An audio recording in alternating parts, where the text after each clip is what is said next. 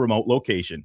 If you're ready for a better internet experience, you can order online in 2 minutes at starlink.com/radio or call 1-888-GO-STARLINK.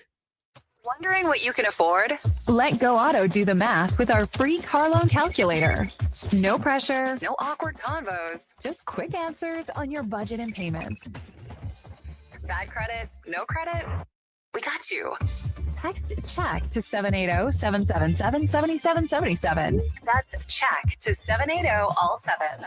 Find out what you qualify for and start shopping with confidence.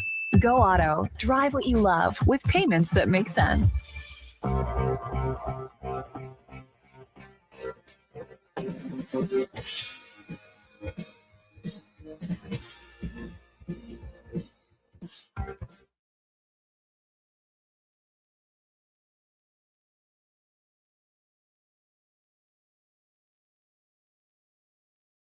Here's the Lowdown with Lowetide on Sports 1440. Presented by Wolf GMC Buick. We're making it easy. WolfGMCBuick.com.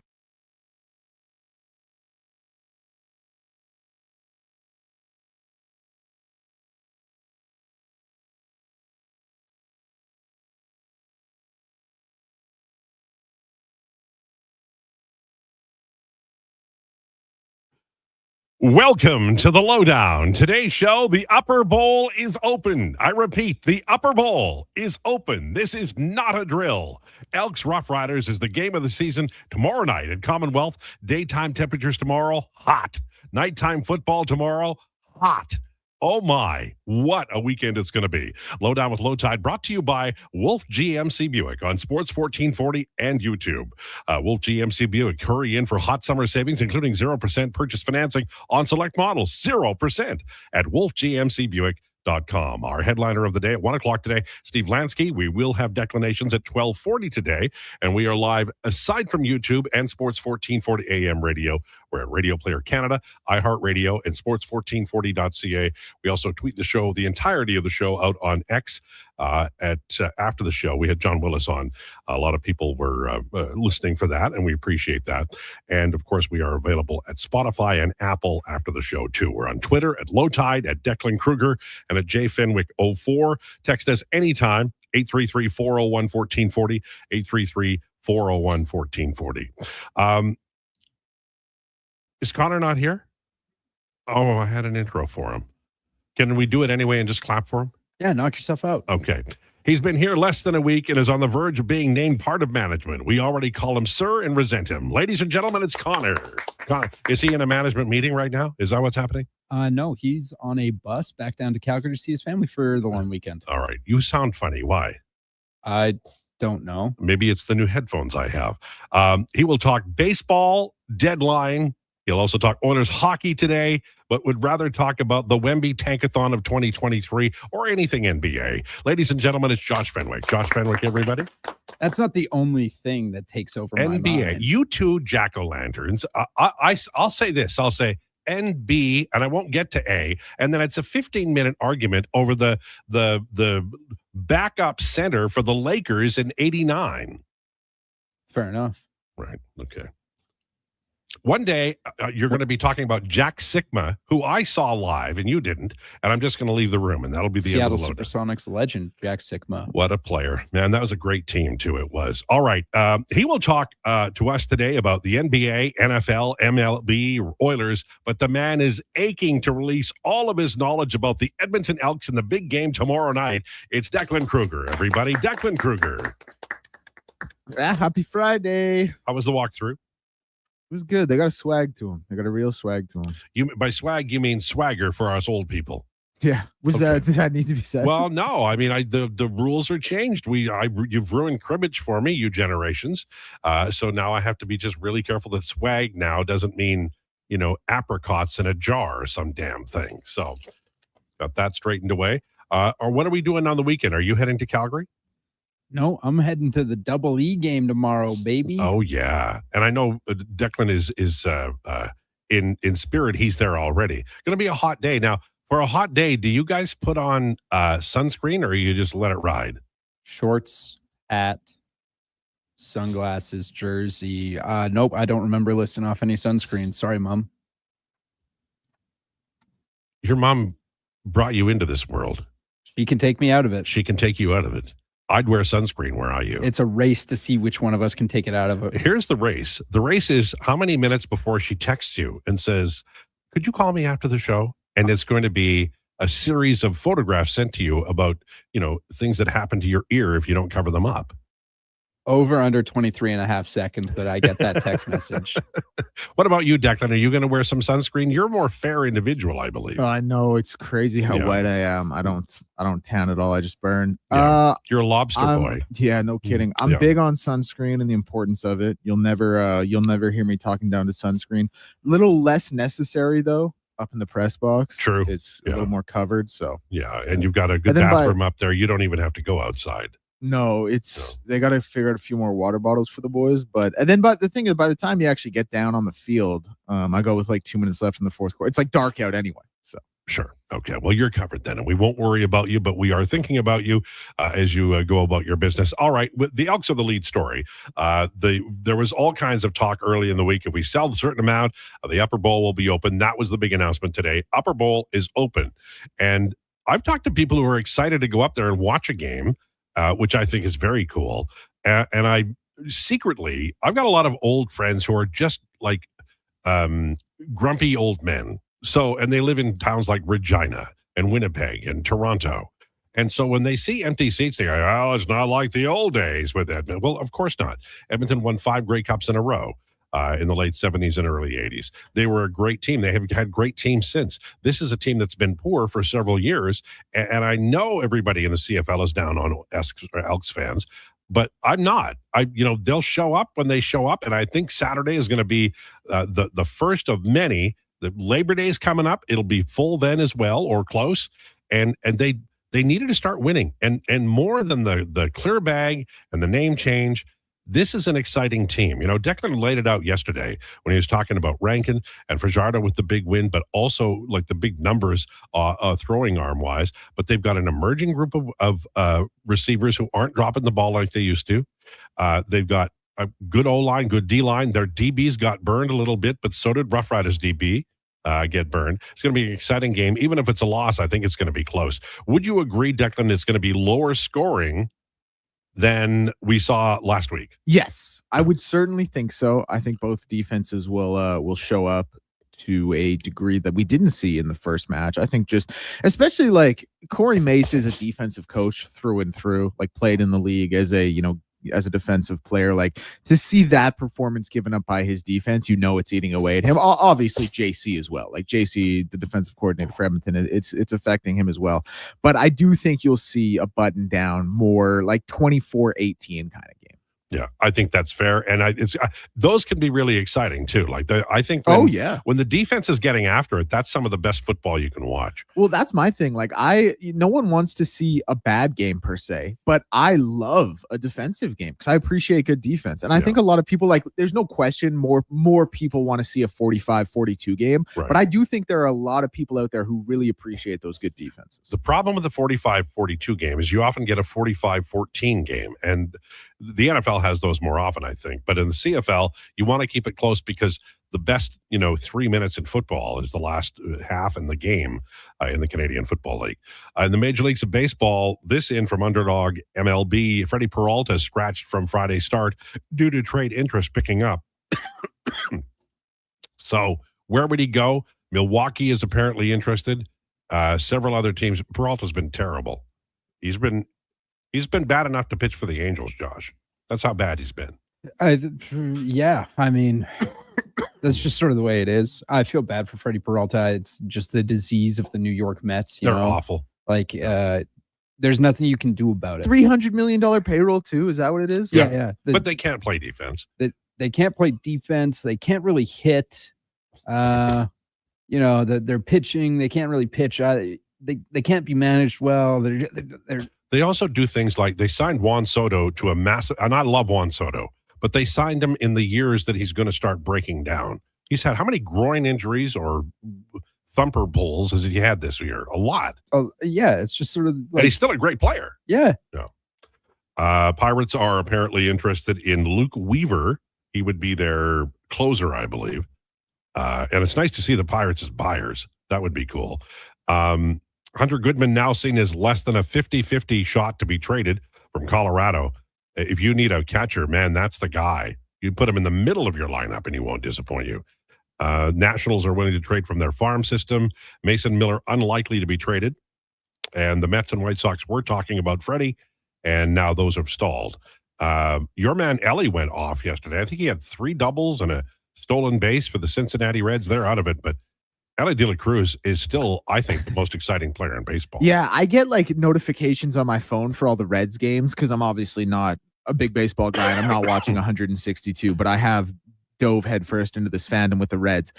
Most of the notifications I've got this year have been how they're down in the bottom of the 9th, but you get every now and then you get something pretty cool about Ellie, and it just reminds you like, boy, that is a player and playing smarter baseball now. Yeah, for sure.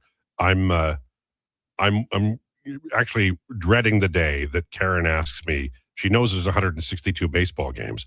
Someday she's going to ask me how many NFL games there are. And when I say 17, I think that's going to be where she starts actively having me become more NFL oriented as a fan. Speaking of the NFL, any news? Your fantasy football drafts must be happening soon. No, not right away here.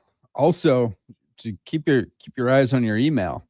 Mac might be trying to set up a big office, like a 1440 fantasy league for this NFL season.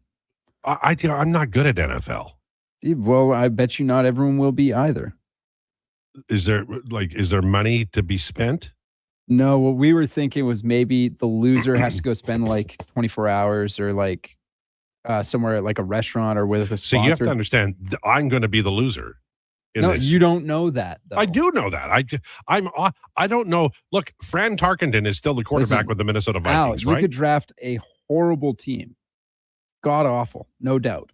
But if Declan over here, every one of his players gets injured and they're out for 7 weeks, and you manage to pull together 3 wins or something because you have 2 boom games a week from one of your from 2 of your players. I'm giving you all of a sudden he loses. I'm giving you the news to pass along to Mac. I'm not joining. Don't be involved. Okay. Yeah. You can talk to her about that later today. Okay. All right. And I'm not trying to be a stumble bum or a sour note, but I'm not. It's not my field of expertise, and I'm not going to, be in a black room listening to AC/DC for 24 hours because I lost. No, it'd be like you have to go to Denny's for 24 hours, but for every pancake you eat, an hour is taken off the time that you have to spend at that Denny's. You know what I mean? There's like 4 of us at Sports 1440 who would actually do that if they lost, though. I think man, content opportunity. I think like me, you, Donovan, and Mac would be the only ones who would be willing to do that. Connor said he'd do it. He's not. He's got a kid, bro. There's no way he's sitting in a Denny's. Yeah, but he also said he'd be out in 6 hours because that's how many pancakes. Why do you guys putting Denny's down? We're not putting Denny's down. I've never seen someone join a conversation halfway through more than you, just right there. What do you mean? Thinking we were talking. Well, you're talking like Denny's. Denny's, like it's some kind of I mean, it's not grandma's pancakes, but it's good. Yeah, no one's questioning. Kids today are always just critical of everything. Take the bus for a year, and then you'll find out what tough times are. Okay. Cold pancake at night. It'll be your dinner. Kids today. All right. I guess I did derail it. I apologize for that. Anyway, I'm out. Okay. Are we good on that? Okay. Yeah. Edmonton, I added up all of the rumors we've heard from the rights holders media so far this year. And either the rights holders media are not talking to management, or Josh Brown has a chance to make the NHL with the Oilers this year. And McDavid and Draisaitl are playing together this year at 5-on-5, and Colton Dach has a chance to be a center this year. And all of those things tell me that Mike Babcock doesn't really know this roster, and the early part of the NHL season for the Edmonton Oilers may be full of losses because it's going to take him a while to figure it out. If he feels Ryan Nugent-Hopkins can play second-line center, there's going to be losses. If he feels like Dach can be a center on a line that makes a difference, I think that's going to be net negative. Josh Brown making the team means that somebody like Shakir or Emberson may have to go on waivers. So the Edmonton Oilers, I'm sure at some point in time, they will start giving out either rumors that they really believe, or we're going to find out that Mike Babcock's vision of this team is far different than management, because I don't think management made moves this summer for guys like Ryan Shea to have Josh Brown play over top of them. And we're late enough now in the offseason that we should be getting some pretty credible pieces of information, and we're really not. This is, I think, conjecture, and it should be concerning for Edmonton Oilers fans. They don't have a third-line center who's a righty. They don't have a second-line center who's a righty. So that means that there's a chance that if McDavid and Draisaitl play together, Jason Dickinson is the second-line center. He's not an offensive player. That's a very poor role. So now you're playing Dickinson in a role that he's not good at, even though he's a great penalty killer and a great checking center. You're not playing him in the position he should be playing. You're moving him up because you have nobody else. And I wrote today in The Athletic about what the Oilers will look like 5 years down the road. And I got news for you. 5 years from now, the Oilers' best player will be Connor McDavid. 5 years from now, the Oilers' second best player will be Leon Draisaitl. 5 years from now, the Oilers' third best player will be Evan Bouchard. And guess what? There's probably a veteran on the team now who will also be the fourth best player. They are trading draft picks. They are at the deadline adding veterans who have a short shelf life. So unless Matthew Savoy and Ike Howard and Ty Emberson and Devin Levi really cash, then this team isn't going to have a lot of new blood marbled into the current roster. They're not going to draft a guy in the 5th round who ends up being Miro Shatan. There's a lot of luck involved, and it doesn't happen when you need it. I think that we're officially at a point where we can say the Edmonton Oilers are 5 years or a little more away from a full rebuild. And at that point, it probably will be prudent to trade McDavid and Draisaitl. Don't know where we're going in the next 2 years, but in the next 5 years, the Edmonton Oilers have to stop trading at the deadline for guys who are 33 years old. They have to start using their draft picks. And really what they should do is being aggressive like Carolina is in offer sheets. Getting an offer sheet out successfully and bringing back a replacement for Philip Broberg on defense, because guess what? This defense is not young.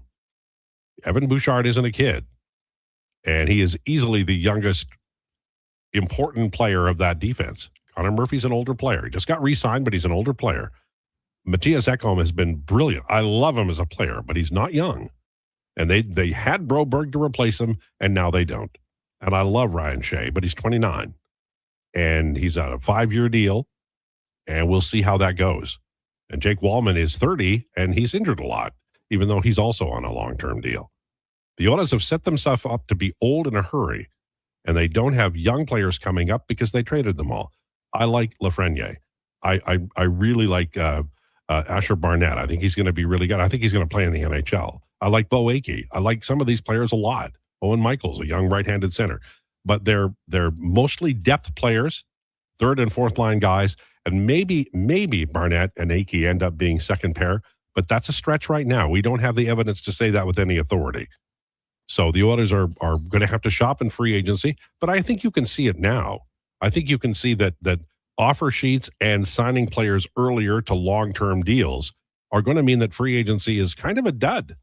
And even offer sheets, teams are going to anticipate that and be prepared to match them. Somebody said to me yesterday, they had to sign Celebrini in San Jose because he was going to get, somebody's going to offer sheet him as soon as they could. And I said, well, the one thing I can tell you about Mike Greer is if Celebrini received an offer sheet and accepted it, the San Jose Sharks would match, right? Who's not going to match that? Nobody. Right. So you're going to be trying to get secondary guys via offer sheet who maybe aren't worth what you're offering them. The Oilers have to start drafting is what I'm telling you. Mm-hmm. And it should happen sooner than later. All right. So anything major happening in the NBA or the NFL this weekend that we haven't talked about, or this week? Nothing in the NBA. The NBA is dead right now. Yeah. I would actually, and Josh, I'd love to get your take on this. I think it might be deader than the NHL right now. Well, that's impossible. Right? I mean, For a I, league I'd like be, that, that's I'd be- always that half. I'd Oh, say- Declan here, by the way. this is Oh, Josh. Yeah, thank you. Hello, everybody. Yeah, this is Josh. I'd be inclined to agree. Like the only thing that the NBA really has going for it at this time is the investigation. Yes. Right. And it's gotten to the point where, What about Romo? Should we talk about that? I don't know. hey, don't drive drunk. Yeah, like it's so easy. And at that, like when you are of that stature, get a driver. Yeah. At the very least, call an Uber man and get someone to pick your car up in the morning. I'm sure you can afford it. Like It's Uber. It's not that hard. Yeah, like there is no reason really, like for anyone ever, truthfully, but for a guy of that stature and wealth to be driving drunk. Like, and there are no excuses and there's no sympathy. Just don't do it. However, JJ Watt replacing him on the call. This is a great decision. JJ Watt is one of the greatest to ever play his position. Also, he's got some swagger. He's got some swagger. as He's Declan would say. very smart. He's very savvy behind the microphone. He's been doing stuff in studio for Fox, I believe. Right. And occasionally some color for games last season and seasons previous. So I'm interested to hear him all year. A friend of mine yesterday texted me during our conversation about your voices, and he said the boys' voices, they sound alike. It's something you're going to have to overcome. Well, Something I'm going to have to overcome. Listen, I being Josh is speaking. I am Josh. Listen, my Christmas ornaments finished dropping years ago. This is how it is. This is the way my voice sounds. Well, Yeah, and like Declan here. It's so crazy to me because I just really disagree. But if this is what everyone says, clearly I'm the odd one out your here. voice got here first, so technically you should get the right of way. Yeah, two-way highway though. Like that's fine. But I'm just saying, like it's crazy to me because I think whatever, it doesn't matter. This is such a dead horse that people don't care about, so I won't fixate it on it anymore. All I know is from here on out, I will be introducing myself every time I talk. I think you should sound huffy all the time. Sometimes you can do it. Sometimes you get all, that's and you become a little agitated. I think that would help. I'm not opposed to speaking in a British accent because I actually thought I had a decent one, but you both told me it was bad. Well, say it, do it again. Right. No, that's a bad start. That was the best. Give me a second, Josh. Give me a second to get into character. Okay, here. let's just give him time because this is a serious thing here. Give me something to say. Say water bottle. Water bottle. Mrs. Walcott lost her purse. Lost her purse. I mean, it was tragic, really, isn't it? Well, that's pretty She good. was just walking. That's she was like out of her flat. That's like No, now Spinal I've Tap. lost it No, again. you sound like I a lost it Canadian guy again. trying to do a British accent. I give you this one. But that's the hard thing. You got to keep it up, right? I got to just get into a flow of it naturally. Right. I'll Well, figure it out. Why don't we start, and then as we go farther and people get irritated, we'll continue to do it. What's coming up on Declinations at 12:40? Yeah, so we have our and now I believe Josh is going to be heading out at 12:30. Mackenzie is going to be coming in replacing him, so it will be me and her doing the list. We're going to be doing our top 5 one-season wonders in sports. Yeah, right on. I love it. Fun one, isn't it? Yeah. Isn't it? Oh, there's the British accent again. Whoopsies. Your Spinal Tap. Your what's his Saint whatever is the Smithens or whatever the hell it is. Okay. Well, I'm laughing. Okay, on the way we have St. Smithens with Declinations with Mackenzie at 12:40. We have Steve Lansky at 1:00 and rumors straight ahead. Lowdown with Lowetide on Sports 1440 and YouTube. Brought to you by Wolf GMC Buick. Kickoff is coming August 1st. Elks, Rough Riders at Play Alberta Field at Commonwealth Stadium. The prehistoric party is back, presented by Purolator Tackle Hunger. Experience family-friendly fun all game long with the dinosaur-themed contest. Get your tickets at goelks.com/tickets. Alberta, this one's for you. Around here, trust takes a few winters. It's why players have known Jackpot City since 1998. Home to hundreds of exciting casino games, live dealer action, and new adventures waiting to be discovered. Jackpot City, nothing beats the original. Please play responsibly, 18 years or older, Alberta only. If gambling is affecting your mental health or well-being, 211 Alberta is here to help. Call or text 211 or visit ab.211.ca.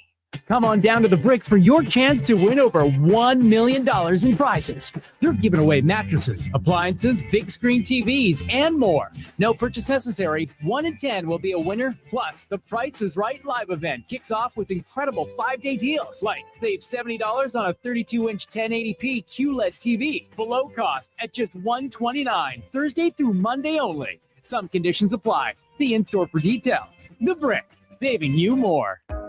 Guys, there never seems to be enough time in the day, but you need to make time for this. Ken Franchek here. If you're 40 or over, a quick PSA blood test is crucial for early prostate cancer detection. The Prostate Cancer Center's Man Van is a mobile health clinic driving change for men's health. A few minutes could save your life. To get the Man Van out to your business or event, book today at getcheck.ca. Step into a night of pure pop magic with Arrival, Canada's ultimate tribute to ABBA, live October 9th at Pure Casino Yellowhead's Pearl Showroom. Experience a high-energy celebration of ABBA's biggest hits, brought to life by a world-class 6-piece band featuring dazzling costumes, tight harmonies, and unforgettable stage energy. Tickets from just $44.99. Get yours now at Ticketmaster. Don't miss Arrival, Canada's ultimate tribute to ABBA, October 9th at Pure Casino. Pure entertainment, pure action, and pure imagination. Hey, Alberta. You can now get your health number and Canadian citizenship marker on your driver's license and ID card. No more flimsy paper health cards or multiple IDs to juggle. Just one card, that's it. To get yours, bring your Alberta health card, proof of Canadian citizenship, or other eligible documentation to the registry to renew your card. Learn more at alberta.ca/onecard. A message from the Government of Alberta. Hey, Gary, is that your dad? No, this is Evan, the new sales rep I hired. Oh. First impressions matter, but when hair loss takes over, it can feel like you're not being seen for the maverick you truly are. Hi, I'm Dr. Vance Elliott. At Advanced Hair and Skin Surgery, we know that hair loss is more than just a cosmetic issue. It's personal. Let's discuss all the cutting-edge options available so you can make a great impression every time. Book a free consultation today at drvanceelliott.com.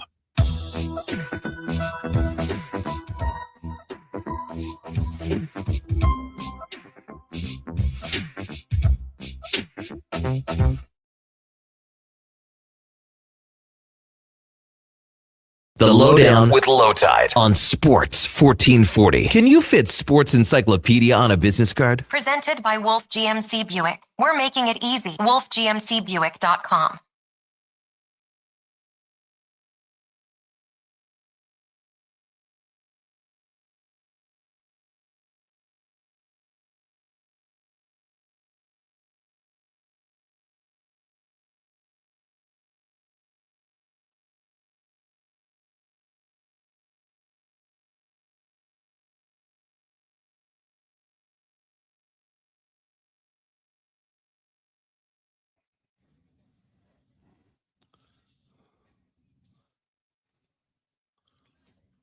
It's the Lowdown on Sports 1440. Brought to you by Wolf GMC Buick. Friday edition. Just around the corner, we have Declinations.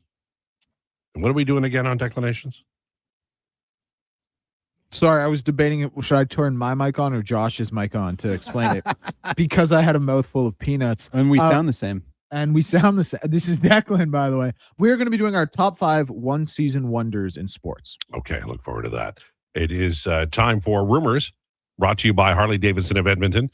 It's riding season. Harley-Davidson of Edmonton has your next bike waiting for you. Huge selection of new and pre-owned, plus test drives are available, test rides available. Locally owned and operated since 1980 on the Yellowhead Trail or hdedmonton.com. I got a note. Josh was kind enough to bring it in. And it's from St. Albert, and it's from B. Shulka. Barry Shulka. And it says, hi, Alan, longtime listener to all your shows. Love your broadcast. Smart, funny, and informed. Every letter to me should start like this. Okay. Here's some stuff for you. The first is a newspaper from 1949. It looks like it's from 1949. if you open up carefully, I'll do that later, you'll see a small article about a new and upcoming hockey player named Tim Horton. You may have heard of him. Oh, yes. Unfortunately, it's right on the fold and it's cracked. Still pretty cool. The second one is from 1956. Somehow my dad got into the dressing room at the Grey Cup and got autographs from all the Elks greats. No Jackie Parker for some reason.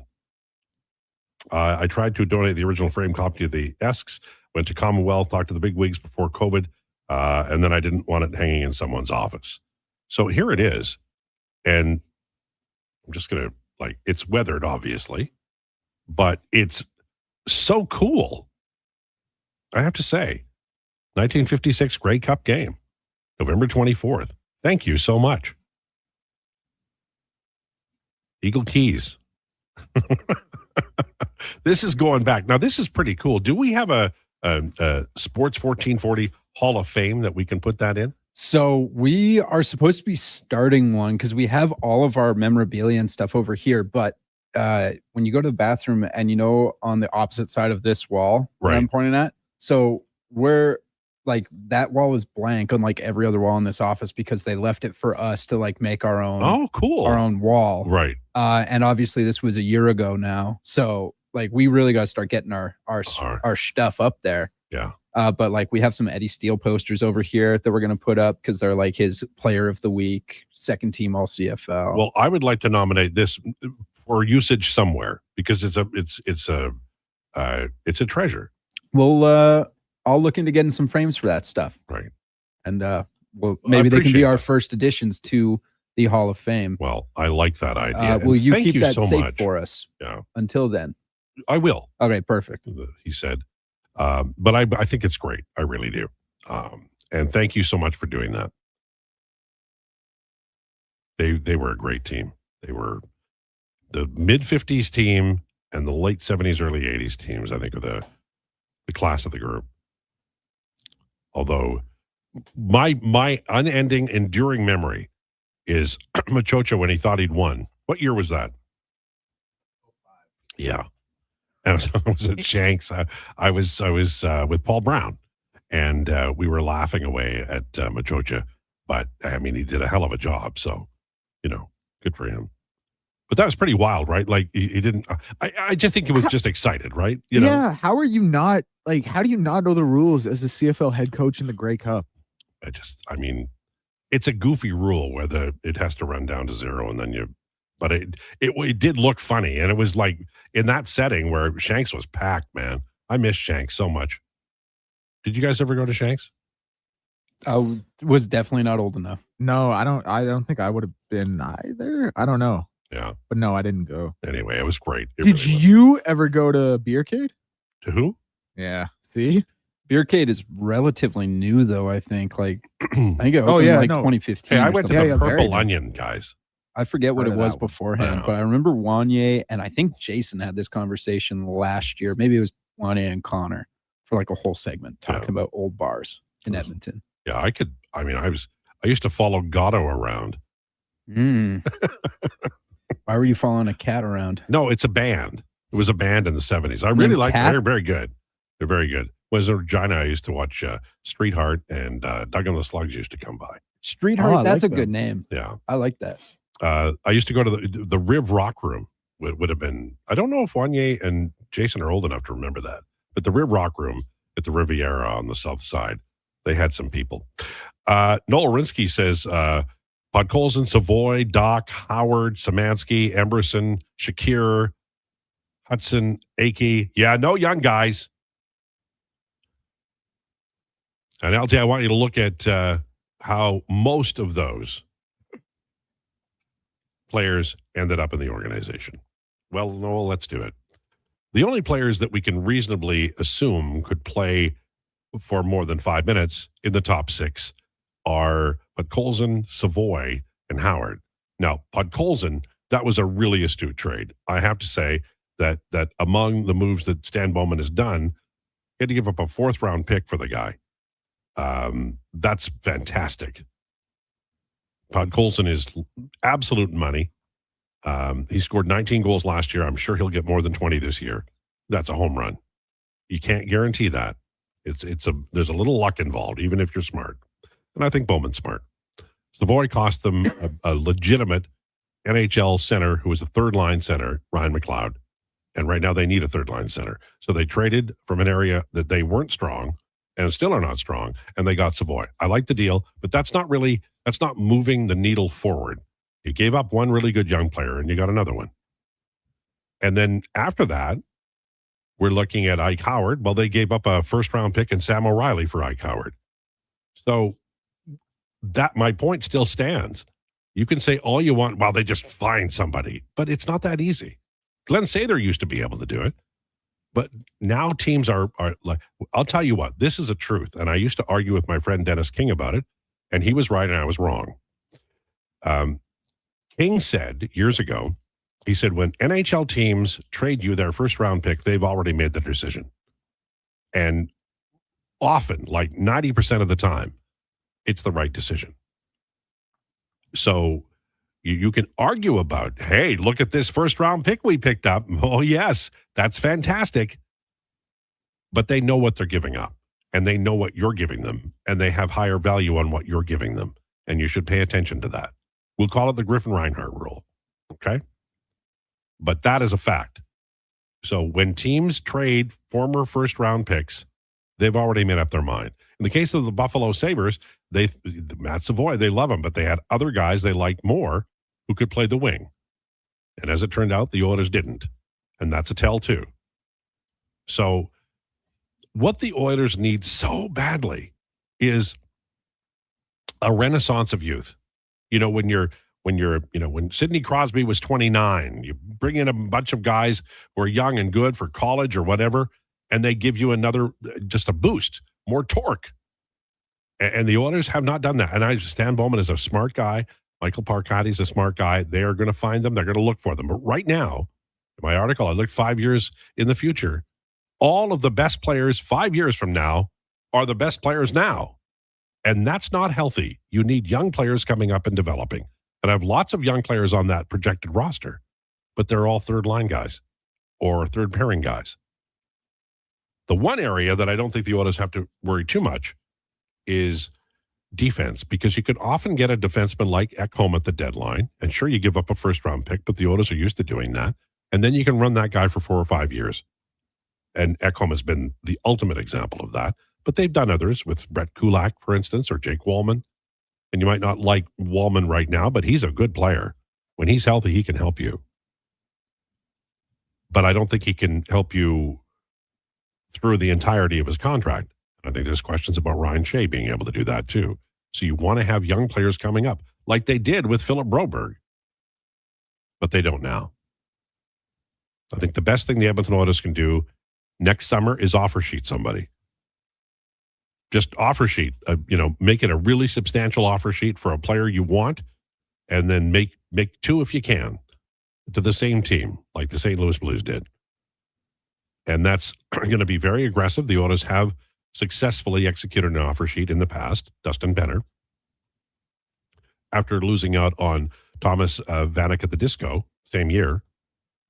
And I think that's what the Oilers are going to have to do, because if you look at the article I wrote today, 5 years down the line, they're going to have to sign a free agent. And I have it as David Pastrnak, might be somebody else by that time. But you need to have you need to have quality to play with McDavid. And they traded for Savoy. They signed Hyman, brilliant signing, best free agent signing in team history. You can't guarantee that happens. And if you don't believe me, look at all the other free agent signings that this team has made since 2015. Ilan Lucic was going to be a great player, but he wasn't. And on it went. Andreas Athanasiou, remember him? Doesn't always work out as it did with Zach Hyman. And the Oilers are in a spot of bother when it comes to younger players. I don't see that going away. I just don't. Hypothetically, Savoy back to Buffalo for McLeod. Could be the second line center we need. Well, I think Buffalo likes McLeod. He's fast. He does some good things. He's not as consistent as maybe you'd want him to be, but he's also young. He's going to have a long career because he's so fast. And the Oilers, the word we got where they didn't like him because he was a little bit of a perimeter player. So maybe the Oilers don't want that deal either. I think they're pretty satisfied with Savoy. Broberg wanted to leave, has been hurt for as many games as Ekholm, says Nails. Well, he wanted to leave because they wouldn't play him. You know, December of the year before he signed, I think in 2023 December, he asked for a trade. And that hasn't changed. I believe we have Josh leaving now. Where are you going, Josh? So girlfriend is in town for just a couple of hours. I'm taking her to the airport. So I'm leaving early so I can take her to lunch and we can spend a little extra time together. This is really sweet. You're a good guy. I do the best I can. She's sitting out in the waiting room right now. So get the hell out of here. I got to get out of here. We're talking to some knob on the radio. You could be with your girl. I mean, priorities, man. Have a great weekend, okay? All right. And now Mackenzie joins us. Mackenzie, who is the smartest and hardest worker in the building. What kind of a cap are you wearing today, Mackenzie? It's is my mic on? Yeah. It's a Western Pro hat. My boyfriend's dad's company. Okay. And what do they do? He sells like turf, shale, like field maintenance stuff. Okay. So that would be to organizations like golf clubs and stuff like that? A little bit, mainly baseball, like minor ball. And he does a lot of like batting cages and pitching mounds and stuff like that. Would he do schools and things like that? Diamonds in schools, stuff like that? Yep. Okay. Yep. All right. He's done a couple for like the New Ridge High School. Right. Do you know their website? I think it's just westernpro.ca. Okay. Yeah. See, you did a little ad for them. Don't tell Gregor and we'll be fine. All right. On the way, we have declinations. This is going to be, tell us again what it is, Declan. Yeah, it is going to be the top 5 one season wonder in sports. Also, at some point, can we go back to the offer sheet thing? I want to ask you some questions about that. Okay, well, we can do that at 1:20 or if we have time in the next segment. Lovely. Sounds good. All right. Lowdown with Lowetide on Sports 1440 and YouTube, brought to you by Wolf GMC Buick. Not sure what wheels fit your vehicle? Evolve Wheels and Tires.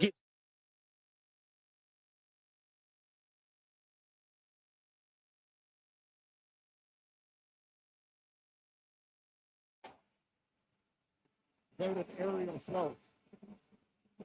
The handoff to Xander Horvath. He is in the clear to the 40, to the 30, to the 20, to the 10. Xander Horvath will score. BC up 7 with 2:46 to go.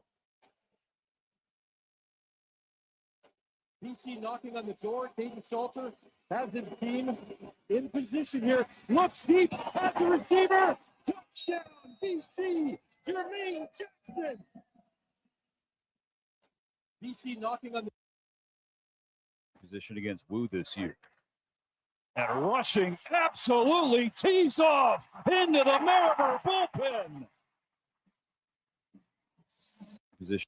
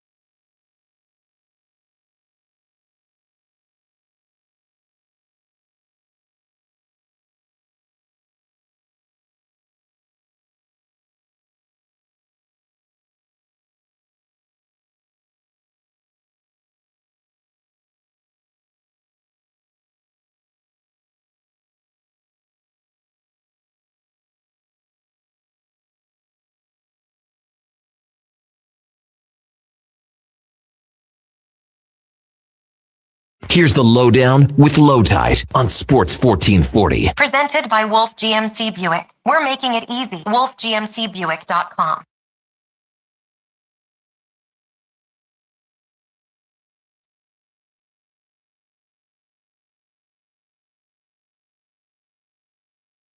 For Wolf GMC Buick. Check them out at wolfgmcbuick.com. 12:45. Weekend is here. Might as well kickstart it now. And that was the Sex Pistols. They don't get played on radio very often. They weren't really a punk rock band because Steve Jones could play the guitar. But that was an interesting song. And it showed up at number 1 in the UK, but as a blank slate. Also, God Save the Queen. Same thing. They were just quite upset with the Sex Pistols at the time. And that was 50 years ago. Johnny Lydon, a different character now, if you've ever read any interviews about it. It's time for Declinations, brought to you by the Edmonton Elks. The biggest game of the season is on tomorrow night. And guess what? Earlier today, they held a press conference, and they told everybody the Upper Bowl is open right now. It's open. Get your tickets. This is a walk-up city. It'll be a great walk-up crowd, and you can do it right now. GoElks.com/tickets. And now, ladies and gentlemen, it's Declan Krueger. Yeah. Doing our top 5 one-season wonders in sports. I'll give my top 5, and then we'll have Mac give her top 5 as well, and see what everyone thinks. You want me to just jump into it then? Yes, please. All right, my number 5, bit of a different kind of angle, especially because boxing is such a different sport. Like, you don't have seasons in some years, but I still went with Buster Douglas at number 5. Yeah. And the reason I went with Buster Douglas, obviously we remember him for his win over Mike Tyson there, but in that entire year, he had beaten Trevor Berbick and he had beaten Oliver McCall. Now, Trevor Berbick, shell of himself, not that he was ever that great, but not even what he once was. Oliver McCall also had that win over Lennox Lewis, never really that great. But the reason he's there, like, the kick of it is boxing is a sport where, like, you can fight for a world title and then, you know, like, lose a fight and 2 fights later fight for a different world title because there are so many sanctioning bodies, right? And once you've won a world title in boxing, you get a lot of other opportunities to keep fighting for a world title. Mm-hmm. Buster Douglas only had that one fight against Mike Tyson where he won it, and then the next fight against Evander Holyfield where he got knocked out in 3 rounds. Those were the only 2 world title fights he fought in. Like, he never fought in another world title fight after that. Never had the rematch with Tyson. Obviously never had a rematch with Holyfield. He blew up, got super, super fat, dropped some of the weight, came back. But as far as boxing goes, because it is different, I would say he was a legitimate one-season wonder for that, like, 89 to early 90s There year. you go. There you go. Very well done. Yeah, number 4, I had Jim Carrey, Sabres goaltender in the mid to late 90s, won the Vezina at 21. I remember him. Well, yeah, with like Patrick Wall was right there, Martin Brodeur was right there, Dominic Hasek was right there. He won it, and then played horrible the next year with Buffalo, got traded to Boston, was terrible there, had a cup of coffee with St. Louis, and retired from hockey at 25. He won the Vezina at 21, and he was out of the league at 25 because he just couldn't play anymore. So as far as hockey goalies go, for sure, hockey players, he came in at my number 4. Yeah, that's a good one. Number 3, I had Jonathan Chichu. Oh, I love Jonathan. That big year he had. Yeah, what was it? Was it 05, 06 or 04, 05? I think it was 05, 04, 05. They didn't play, they played in 05, 06. They didn't play in 304, 04, 05? This is hurting my whatever brain. it was. Yeah, whatever it was. 04, 05, they didn't play. So it must have been 05, 06. Yeah. And he had that 56-goal season. I'd have to check this. I don't know if he ever had 50 points in a season. Probably not. I think it was. Yeah. Maybe Joe Thornton was a center that year. I can't remember now. Yeah. 56 goals, really tough to do, but you want to talk about a flash in the pan. And another guy, he was out of the league relatively quickly after that, if I recall. So he came in at my number. And sorry, the other Jason on the text line correcting me. Jim Carrey played for Washington I said he played That's for the what I thought, Sabres. but I didn't want to say anything. Yeah, that would have made zero sense at that time frame because Dominic Hasek was there. So thank you for the correction. And yes, Jim Carrey was a member of the Capitals. Like I said, number 3, Jonathan Cheechoo. Number 2, bit more of a 2-season wonder. But I had Corey Sheets, obviously what he did for the Saskatchewan Roughriders. That's a great one. It was 2012 and 2013. He was so good in the Grey Cup game. I mean, they were not ahead by enough. It was second and like 29 deep in their own zone, and he ran for 31. It was the best run I've seen, man. I thought it was 33 even, but Maybe, I digress. maybe. Yeah. What a great run. And it wasn't an easy run. No. Man. And his entire career was short. He had injury problems, but he played in the CFL in 2012 and 2013. He had like 1,500 yards and 1,800 yards or something like that. Grey Cup MOP, 197 yards, and like just absolutely sensational. And then never played again. So he comes into my number 2. And my number 1, by the way, you might appreciate this. I really wanted to put former Philadelphia 76er Dana Barons on this list.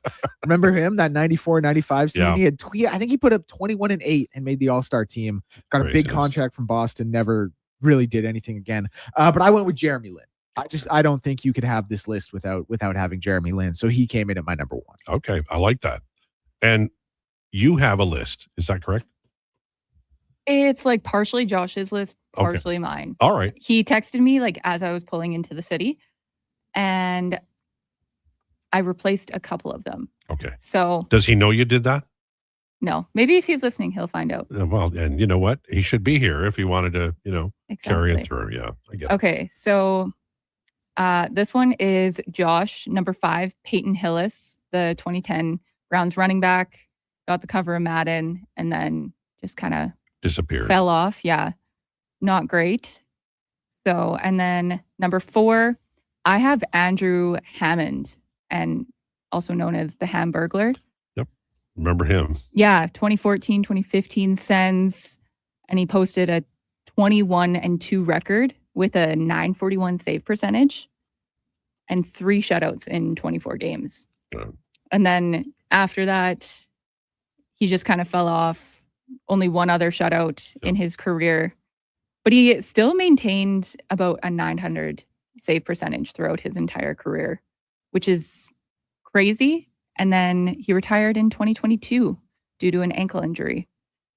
So 6 seasons in the NHL, which he was able to stick around for a little bit longer than who Declan brought up. Yeah.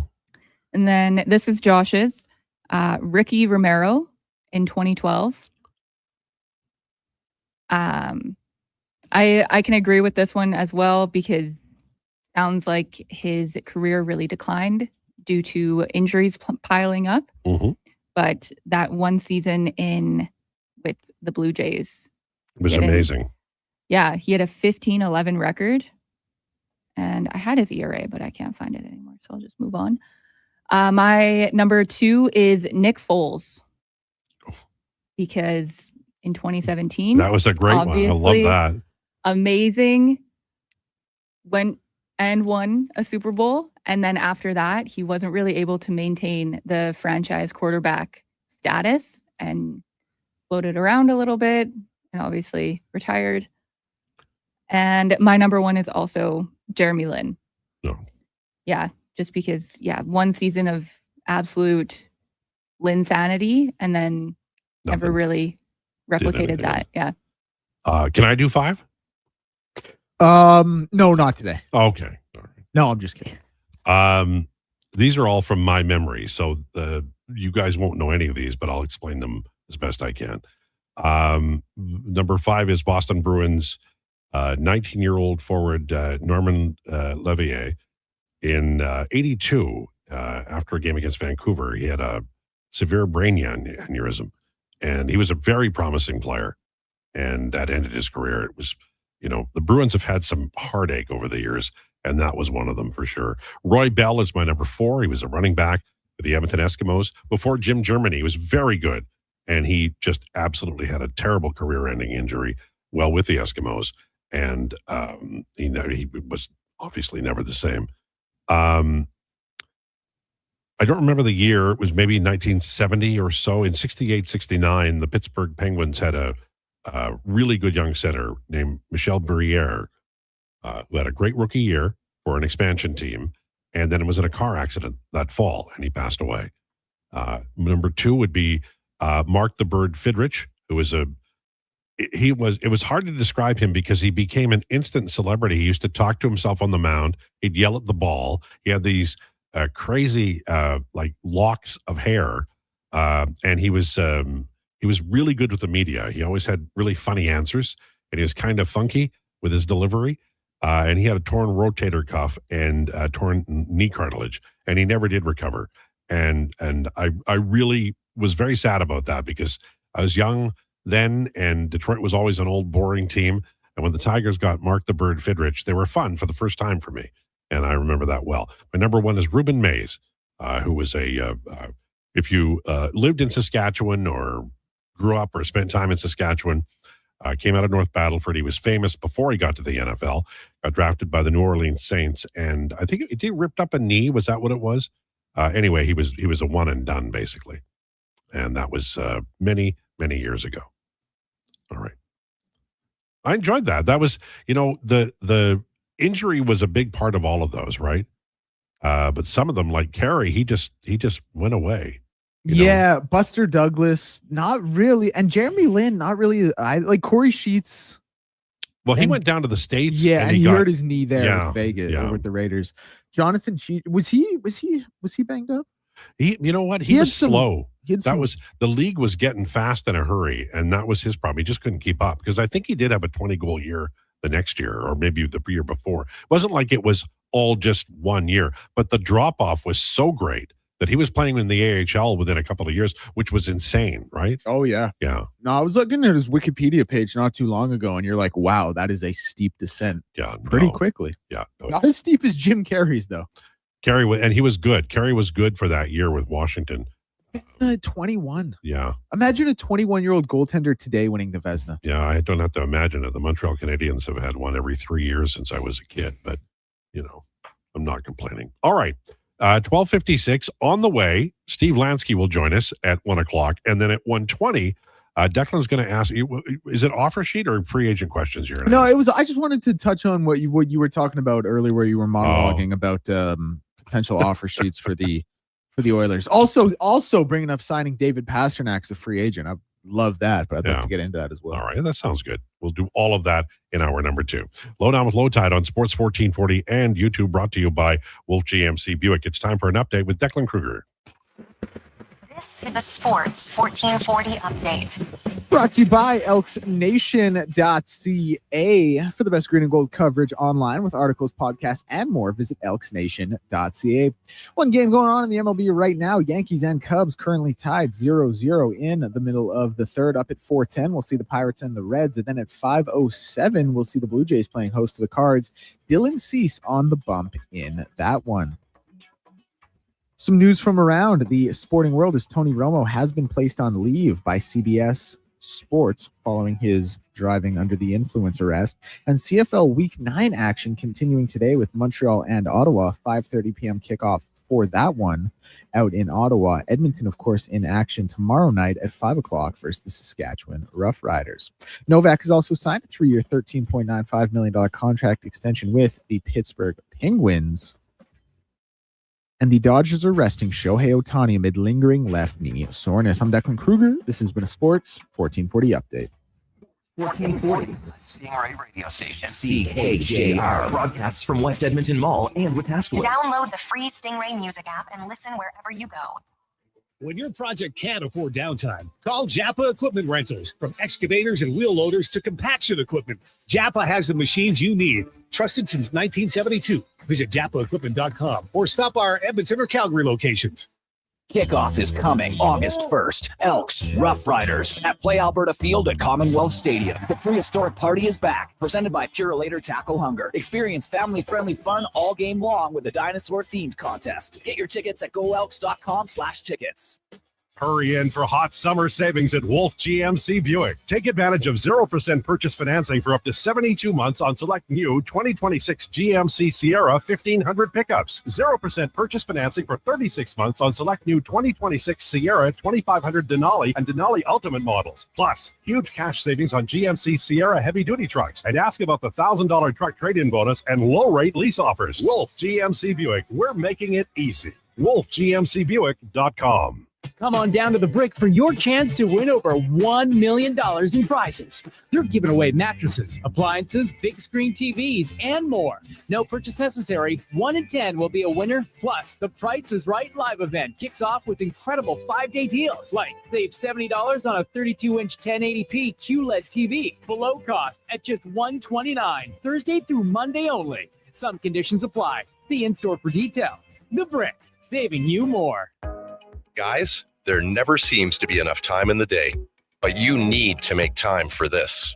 Ken Franchek here. If you're 40 or over, a quick PSA blood test is crucial for early prostate cancer detection. The Prostate Cancer Center's Man Van is a mobile health clinic driving change for men's health. A few minutes could save your life.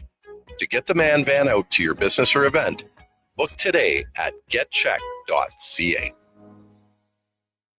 Step into a night of pure pop magic with Arrival, Canada's ultimate tribute to ABBA, live October 9th at Pure Casino Yellowhead's Pearl Showroom. Experience a high-energy celebration of ABBA's biggest hits, brought to life by a world-class six-piece band featuring dazzling costumes, tight harmonies, and unforgettable stage energy. Tickets from just $44.99. Get yours now at Ticketmaster. Don't miss Arrival, Canada's ultimate tribute to ABBA, October 9th at Pure Casino. Pure entertainment, pure action, and pure imagination. Hey, Alberta. You can now get your health number and Canadian citizenship marker on your driver's license and ID card. No more flimsy paper health cards or multiple IDs to juggle. Just one card, that's it. To get yours, bring your Alberta health card, proof of Canadian citizenship, or other eligible documentation to the registry to renew your card. Learn more at alberta.ca/onecard. A message from the Government of Alberta.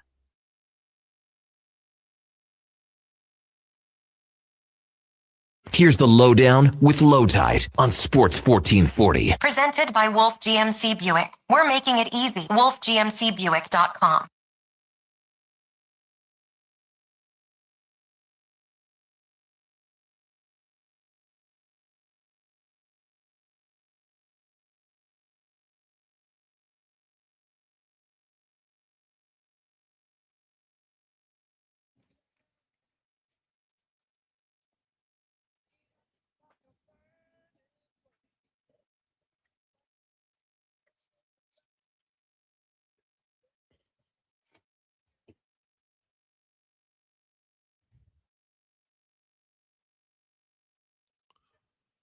It's the Lowdown on Sports 1440, brought to you by Wolf GMC Buick. Hurry in for hot summer savings, including 0% purchase financing on select models. 0%.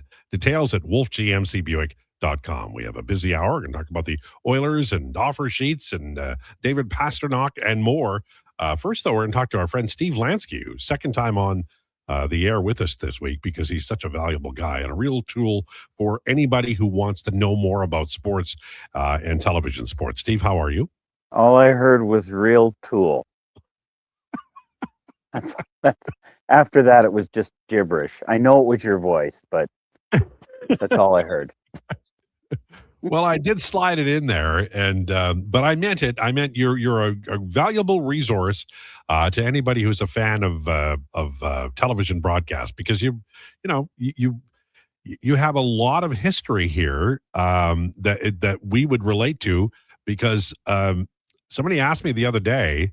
They said, "Give us your best memory of Commonwealth Stadium during the heyday." And with the Upper Bowl open for the game tomorrow night, they asked specifically about what it was like in the Upper Bowl. And I told them I was up there many times. It was great. You could see the field extremely well, but you also had a sense of maybe you were just a little bit, beyond any, problem or whatever. You were having fun, and you were a little bit of like the kids who rode at the back of the school bus, right? You were maybe a little bit more of a rebel. I loved it. Did you ever sit up there at all? See, let's get a few things straight here, okay? You were clearly an upper bowler. I was a lower bowler. I went up there one time and I remember going, nope, and back down. That was it. Now, I did sit at the back of the bus because I was a you-know-what disturber. Right. So, that was tried to steal the school bus one time. Don't have time to get into it now. Got suspended, could not ride for the rest of the year. Well, and God's good truth. on them for giving you that kind of you in a school bus. I have a Dirty Harry vibe here. I mean, I don't know where you're going. We planned it for days. Me and a guy named David Jenkins. Yeah. So got suspended. Couldn't ride the bus for the rest of the year. Sat at the back, but wasn't the brightest bulb on the tree. You and Jenkins probably got elected to Parliament, right? Like, I mean, that's what usually happens. He probably did. Yes. I haven't Googled him. I'll Google prisons first. There you go. Do you keep track of your high school buddies? I have one. My friend Terry Cole. He lives in Camrose, and he and we don't talk like a lot all the time, but we follow each other on Twitter, and he's a great guy. He was a really good friend to have when I was 15. I only have one, and he's listening right now in Vancouver, and he says he's yelling right now, saying, "Say my name, say my name." The only high school buddy I still have is a guy named Howie Hendon. Loved playing basketball. Talked with him basketball nonstop when we were in high school, and Howie is the only friend that I still have from high school. Yeah, and I don't, we don't even have to ask why. We should kind of know why you only have one friend from high school. But I did like your Destiny's Child reference there with Say My Name. It was well done. Yeah, thank you very much. Yeah, I think I'm glad I introduced you as a tool earlier. I think it's going well for me describing You think I thought it was a mistake, dude? You've had that written down since Monday afternoon. I know you have. Don't even pretend. You listen, you upper bowler. Don't even pretend you didn't have that written down. Well, I'm just happy you didn't say that, I was too poor to sit in the good seats. No, I didn't. I just said you're an upper bowler. That's all. That's all. When I was really young and I was dating, I would take people to the hockey games, the Oilers games, but all I could afford was the nosebleeds, right? But it was a pretty good place to watch players play. Like Paul Coffey, you watch him from that level and he's still fast. He's really fast. There's only two places I ever want to watch a hockey game from. Right down behind the net, first row, or top row, scouts corner. Like, all the scouts, right? Yep. Any junior game you go to, there's literally, where's scouts corner? Right there. And there's 15 or 20 of them. Or I like to sit up in scouts corner because you're right. You can see the whole damn ice. You're in the corner. You sit so you can, scouts corner always sees the benches, not the penalty boxes. Like it's a thing. Yeah, and they always wear black, and there's a lot of coffee, containers dropped everywhere. So they're quite a group. I love talking to scouts. They're some of my favorite hockey people because they're crusty. Like the scouts, nobody else in the whole, organization will call out a coach for not playing their guy, but scouts will, even though they drafted him 7 years earlier. It's funny what scouts look at. I was sitting at a junior game one time, and John Ferguson Jr., he was the GM of the Leafs, came over. He and I know each other a little bit. I'm friends with his sister. And he looked at me and he said, "Tell me about Sean Day." And I have talked about Sean Day before. He was a exceptional 15-year-old in the OHL. And I said, "Yeah, you don't want Sean Day, Johnny." And he's like, "Why? What do you mean?" I said, "Guy makes the same play every time. Skates great. Dumber than a post." He goes, "Thank you." Turns around, walks away. Well, and a lot of people, like, he had a lot of chances because, like, physically, like, just a gorgeous skater, as you say. I recall he was quite a large fellow. Yes, he was. There's a lot in there, but you have to have you have to be able to have the neurons fire, right? Sean Day was a one-trick pony. It was the same play every time, over center ice, cut to his right, dump it into the far corner, over and over. If I skated like that, oh man, I'd make you eat my tailpipe. Every time I could, I would blow right by you. But he just kept doing the same thing over and over. And to me, that's like big red flag. Yeah. Big game Saturday night in Edmonton at Commonwealth against the Rough Riders. First place on the line. Elks are really emerging now. It's quite the story. You covered CFL. Is it more difficult to broadcast a game out of Commonwealth because of the track and the all of the things that make Commonwealth a different kind of a stadium? Was it more difficult, or was it easier for you because you had more room between you and the crowd?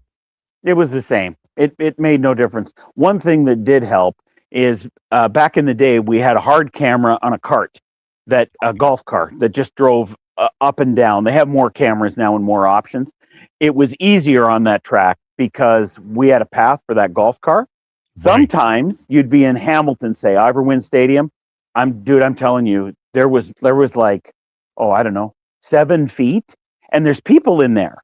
And sometimes our director Ron Harrison or Brant Haywood Beaner would go to take the low cart camera, and it wasn't in position because it couldn't get there. It was being blocked by people. So in that sense, it's great to have that space. I mean, NFL stadia are designed that they all have that space. Like, they have hard and fast requirements. But in the CFL, Montreal would be the same way. That would be even now. Tim Hortons Field in Hamilton is better. But when you have eclectic one-off stadiums like Taylor Field or Winnipeg Stadium, that gets trickier the tighter the spaces are. Commonwealth Stadium, lots of space, great. Well, I remember at McMahon, the horse used to run over Al McCann routinely back in the day.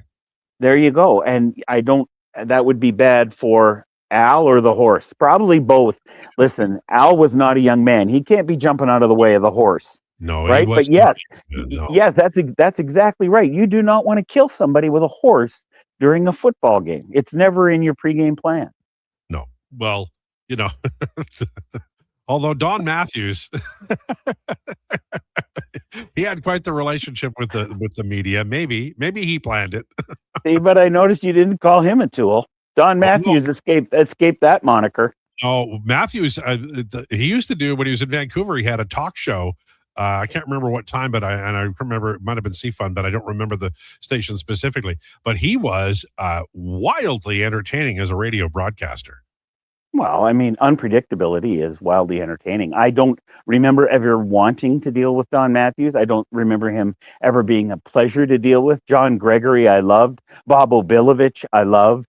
Hugh Campbell could be tricky. He was very quiet, and I wouldn't say moody, but you never knew what Hugh Campbell you were going to get.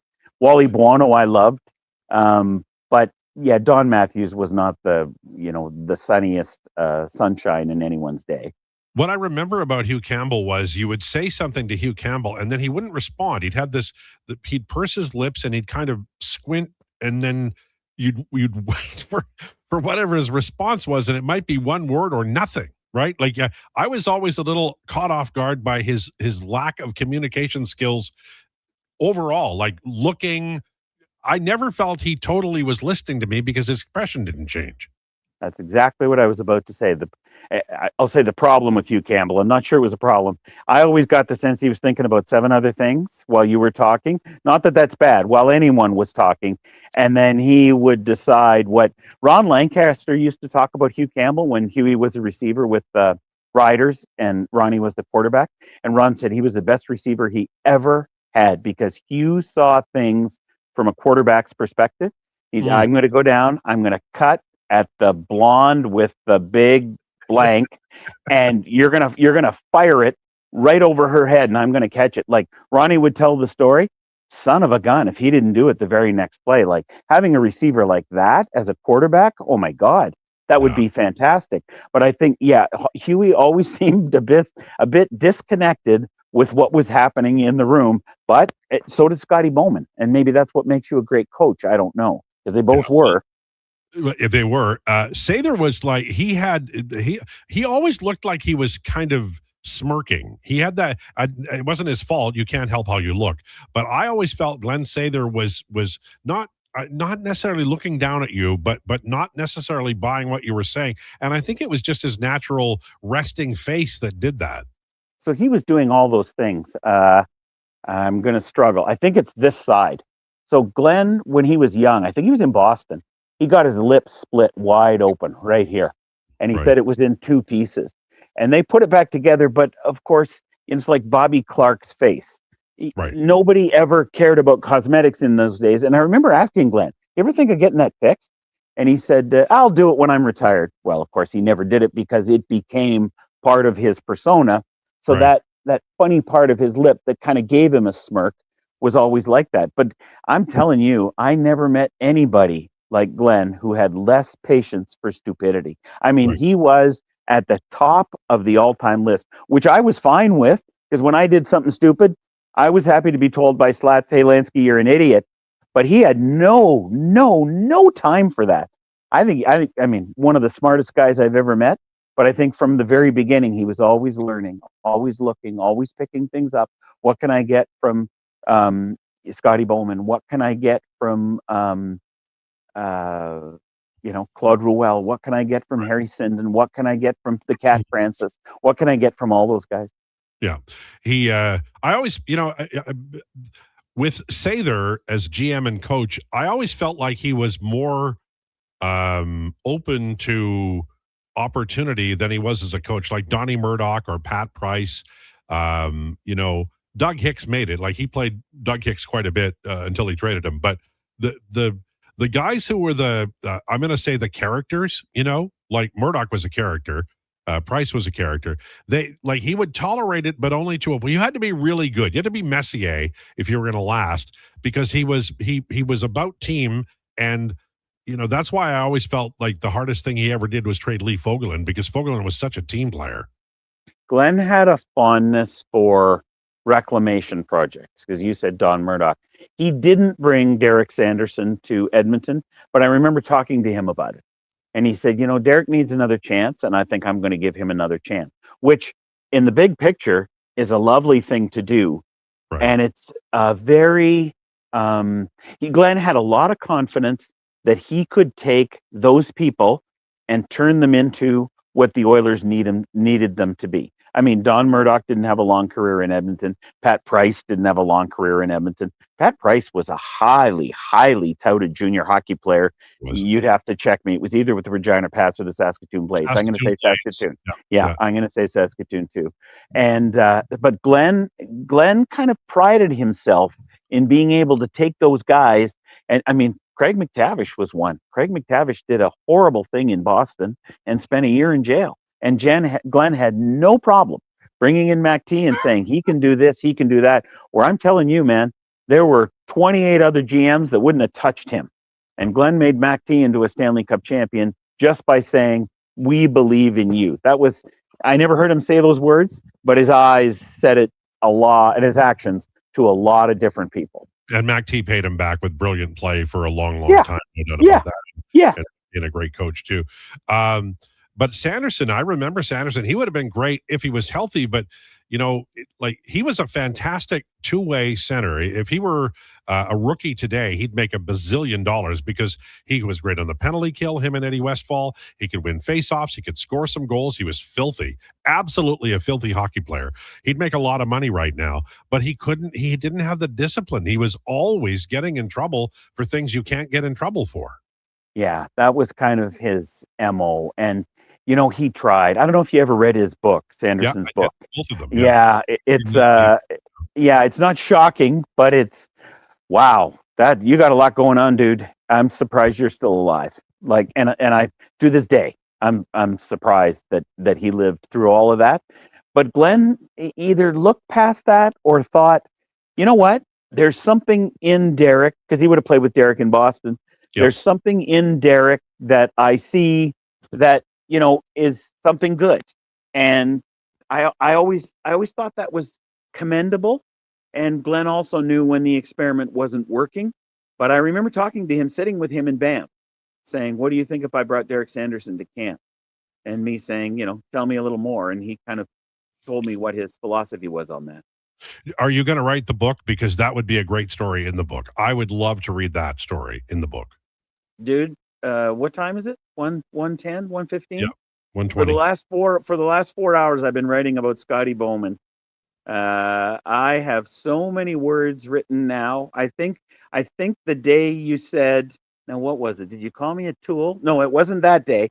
It was the day you said, Lansky, write the damn book. Yeah, were your exact words. And I thought, okay, so I've been, dude, I've been writing, writing right now in my head because I'm about to tell the story of the last game I did with Scotty. I've told you the story when we're on the bus coming back from Chicago Stadium. There's a huge Montreal fan, doesn't realize Scotty's sitting beside me. I kind of lean my head.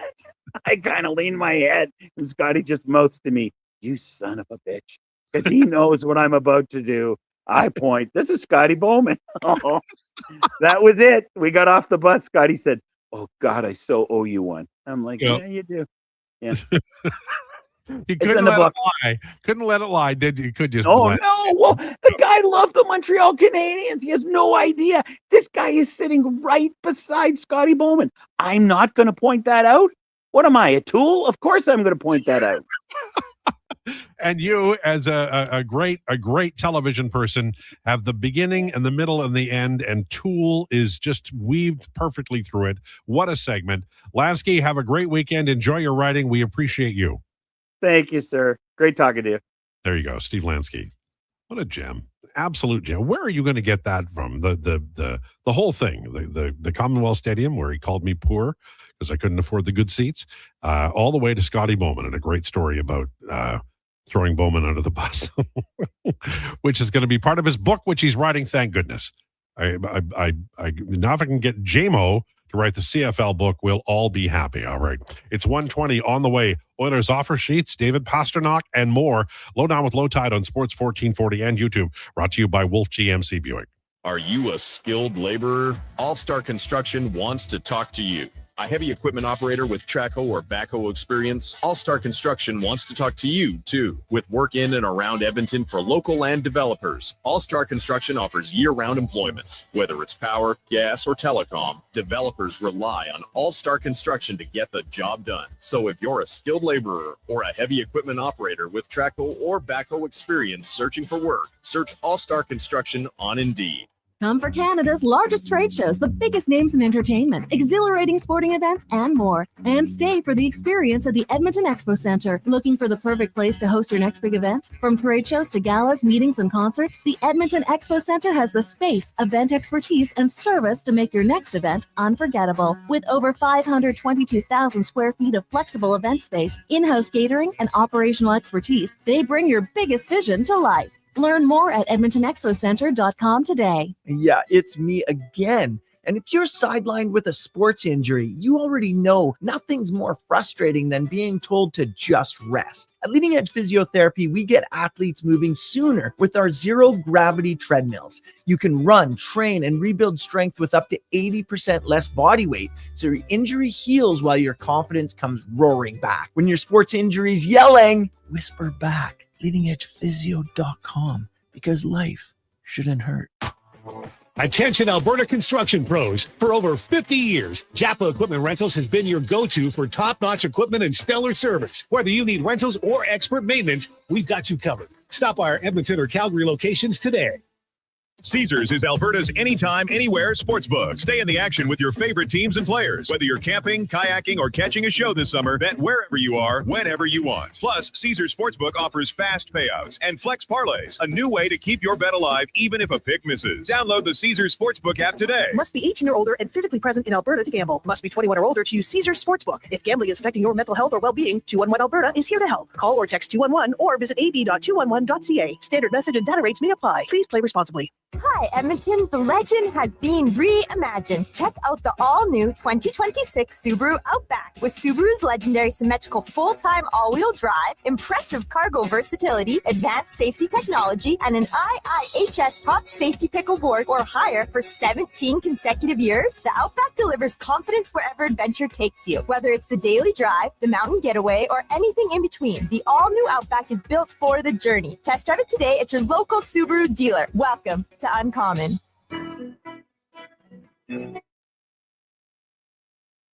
He knows all about the Expos and Oilers. It's the Lowdown with Lowetide on Edmonton's Sports 1440. Presented by Wolf GMC Buick. We're making it easy. WolfGMCBuick.com.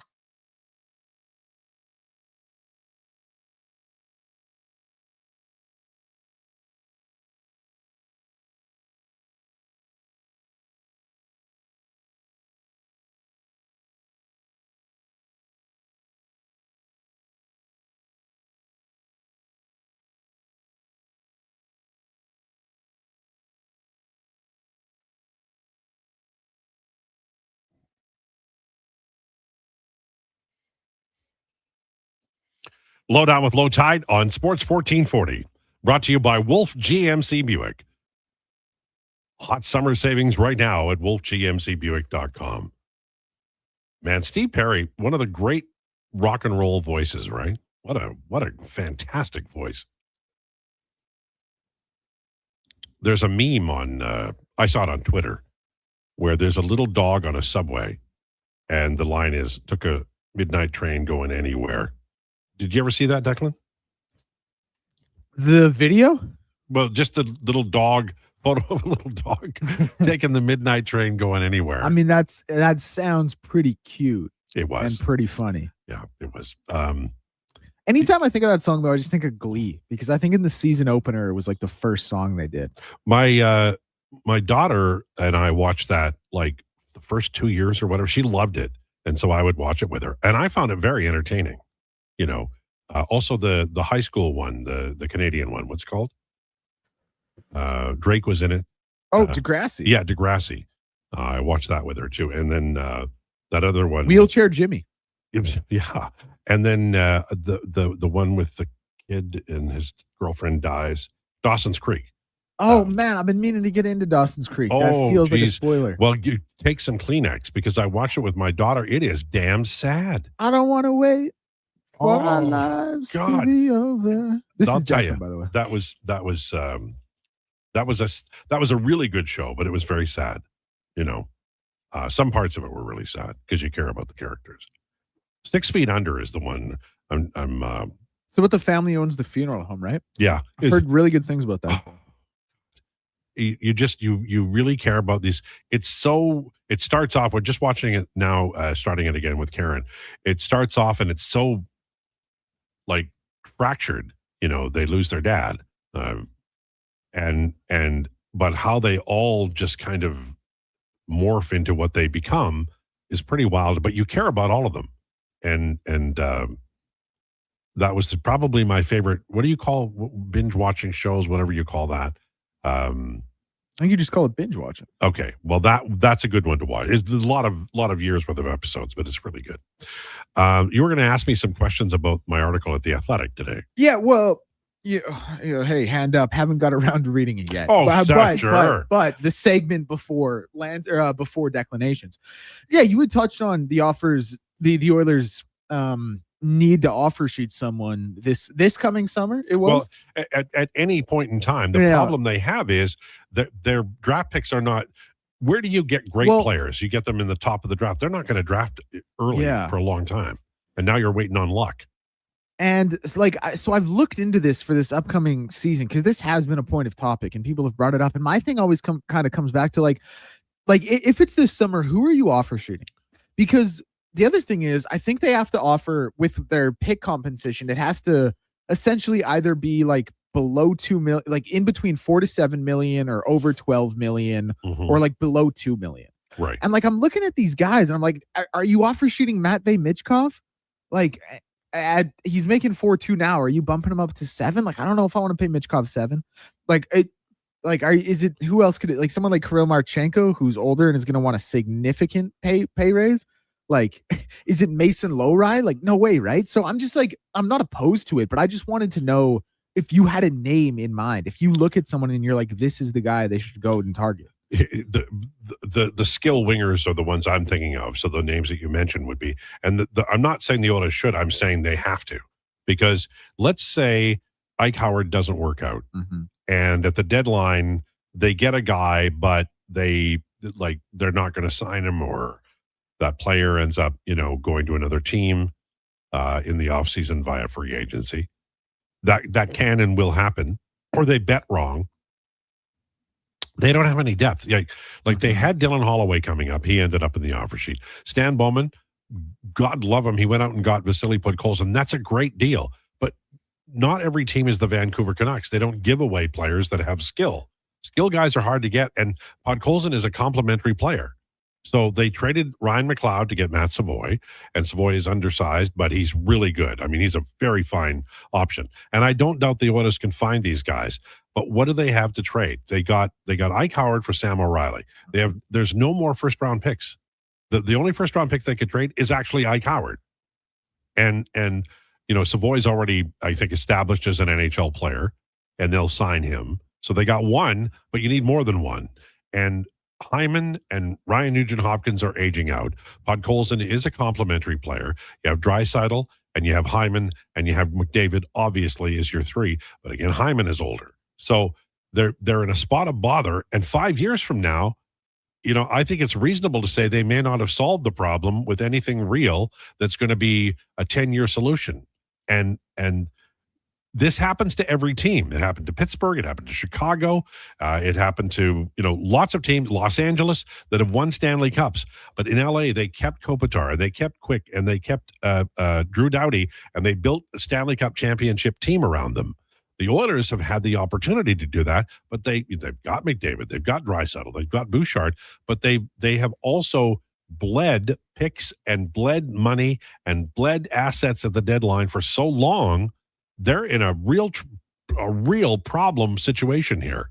So I do think they're going to have to offer sheet guys who are going to be overpriced, because the alternative is that you're looking at Zach Cassian playing with Connor McDavid again. So like this coming summer, if I had to hold you to a name, like, do you like Jimmy Snuggerud? Do you want it to be this summer even? Maybe I should start there. Well, I know you didn't specify. I looked at some players that I thought would be, reasonable candidates, not necessarily for an offer sheet, but for trade or like if they have a down 30 games and there might be opportunity. I like, he's not a high skill guy, but he's really good. And I think on a team like Edmonton, on a skill line, Matt Coronado could be somebody that could help. You're not going to go to San Jose and get one of their top picks. That's not how it works. But you can go get players who can help out. And let me ask you, who's the next Zach Hyman in the National Hockey League? Because that's the guy I want. That's a good question. Who is the next Zach Hyman in the National Hockey League? I don't know. Like, I'm trying to think to just even give you a name. Because Zach Hyman, as much as I like Zach Hyman, he's kind of, like crashes the net a lot. There's as good as he is. There's no question he benefits from it, from his center, plays the game the right way. No one's ever thought of Zach Hyman as a play driver. Not that that's remotely his role. And he's not a two-way guy. And he's not a two-way guy. Thank you. Yeah. So he is like, that's a good, who is the next Zach Hyman? Well, that's a good question. Yeah. Like, is it Matvei Michkov? Right. Hyman has a motor that just won't stop. Like, he forechecks like a demon. He knows Hyman scores from the 1-inch line. Like, he's got that in common with Ryan Smith. Right. So like I looked at it one time and all the names that I got were just, oh, come on. But like Rutger McGroarty has some of the things that you would associate with Zach Hyman. McGroarty's bigger, but he competes every shift. He works really, really hard, and he has skill and some scoring ability. But his skating isn't great. Hyman is a really good skater. So what you want is a fast Rutger McGroarty and a guy whose name I can pronounce, which always is important. The Oilers have been really good since the Victor Faust incident in getting guys who I can pronounce their names. I really appreciate that. Hat tip to their PR department. But I think McGroarty is a guy, if he had speed, that I would target if I were the Edmonton Oilers. Now, the Oilers have to become really smart in that area. And that's why I was so interested in this summer. And I talked about it with Willis yesterday about the guys that they're, reaching out to and signing, because I think we found a little bit of a clue about the Edmonton Oilers' future earlier this year. And it's in a 29-year-old AHL free agent, which blows my mind because it's like, come on, this guy's never going to play. And you might be right. He might never play. But let me tell you a little bit about Edwards Trollmax. How much do you know so far about Edwards Trollmax?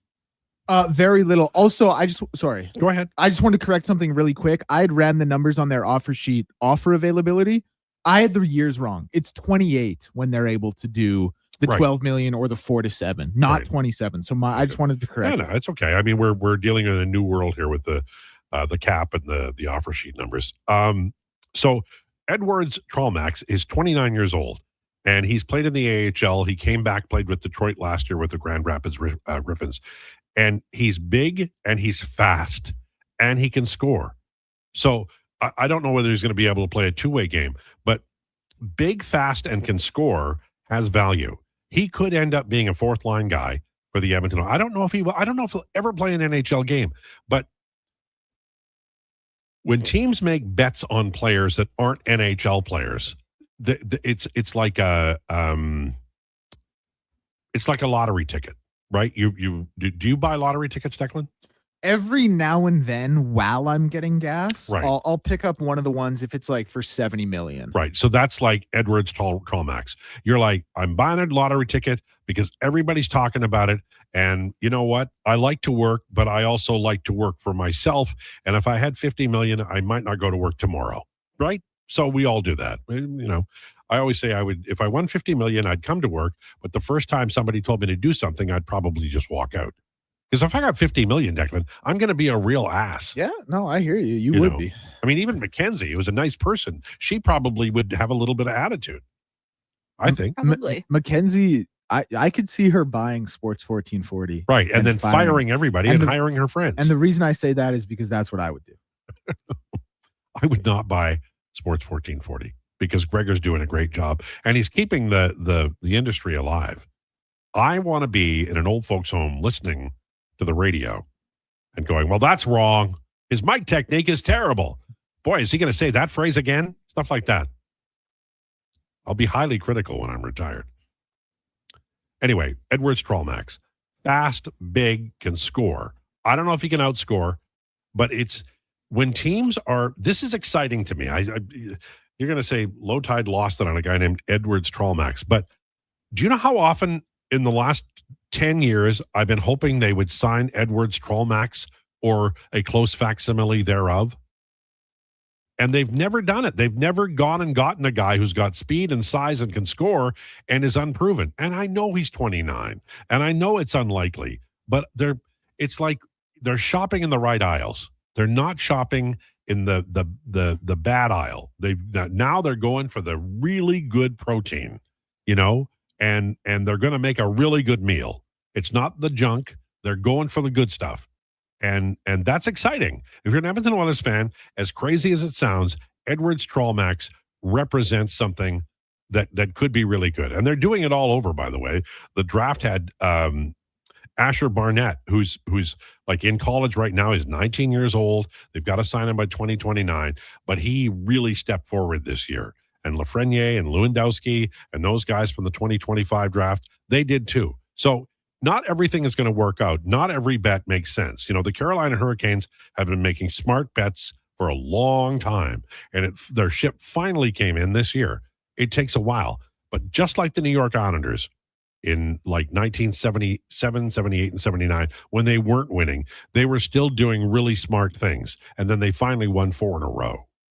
That could be the Oilers. If they keep doing the Trollmax, things could work out for them, and that's pretty exciting if you're an Edmonton Oilers fan. Do you think this season?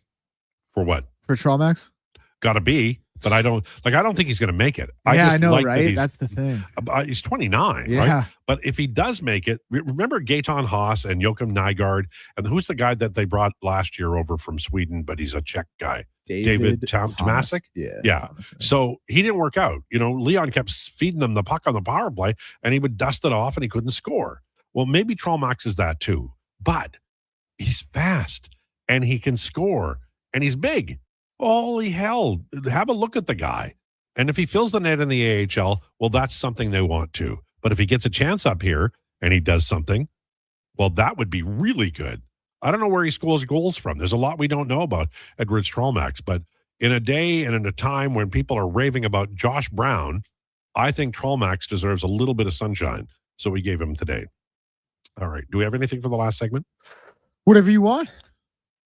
I don't know. So I guess that's a no. We haven't picked on Mackenzie for a while. Yeah. Maybe we'll talk to her about those videos. Do those videos do well, or is it just kind of a make-work project? I'd say they do well. Yeah. Yeah. Some of them really pop. Yeah. Are the ones with Declan, they're the ones that pop, right? Obviously. Yeah, right. Jokes aside, though, there have been a couple nurse ones that blew up for show. Yeah, the nurse ones. It's really what I've found, and Mackenzie can speak to this as well, possibly better than I can. It's not always who it is. It's really just the subject matter. Sure, and that right? makes sense. Like, what about the cute ones? Do they like the ones where we're like we said, who are the worst fans the other day? Do those do well? That one did well. Lots of Vancouver fans in the comments, and they were like, "Oh, we're living rent free in your head," and I was like, "Or yeah, you ain't guys living rent free in your city though. Took a break Yeah. from your 80-hour work week to afford that 1-bedroom apartment to comment on our video. I was gonna say, or it's just because you guys don't have a good rep around Yeah, they're anything. They're not close to the playoffs. By the way, really quickly about Vancouver and living there, I didn't even get a job offer. I got a job interview at a Vancouver radio station. This would have been late 80s, early 90s. And the guy says to me, he goes, "I would offer you the job, but I'm not going to because I don't want you to take it." And I said, "Why?" And he had just asked me if I had relatives living in the area, right? And I said, "Why wouldn't you do that?" And he goes, "Look, I've just done this too often where a kid comes from the prairies, I hire him, and all he can afford to do is live in some shed out by Haney." And I thought, well, I am married, and you are giving me really good advice, sir. So thank you. You're right. Vancouver is a difficult place to live if you don't have somebody you can live in their basement. I met a girl when I went to the PWHL takeover, and she is not a team reporter, but she covers the Golden Eyes for the Ice Garden. And she literally like rented a room in Vancouver because she was like, well, I need to be in the city to cover the team. Right. Now she's back in Calgary. Did you guys ever see that video of that college kid? He lived in Calgary and he went to Vancouver for school 3 times a week, and he just flew from Calgary to Vancouver though for 3 days a week because it was cheaper than renting a place in van. That is insane. That is truly nuts. And when you go like to English Bay and stuff, they got like 1,000 square feet apartments for like $1 bazillion. And I would rather live on the prairies. Sure, we get a little bit of rain once in a while, but it's a dry cold. There's no city that cosplays as another city as much as Vancouver cosplays as LA. You know, the Vancouver fan base must love this show. Between you and Donovan, it's Vancouver hate all day, all the time. I'll give Van a little credit. Like Oilers fans would be up there for one of the most annoying fan bases in sports. That was my like make peace with Vancouver moment. Could you just agree with this, and then we'll move on? The 2 most beautiful cities in Canada are Montreal and Vancouver. I mean, yeah, Quebec City has like a really regal I've type not of, been, so yeah, like an old style kind of beauty to it. I'd throw them in there too. And then North Battleford. North Battleford, safe number 4. Yeah. All right, Lowdown with Lowetide on Sports 1440 on YouTube, brought to you by Wolf GMC Buick. Say hello to Alberta's home for reeling and dealing. With Play Alberta, you can spin into the excitement of popular slots like Cash Eruption and Desert Fantasy.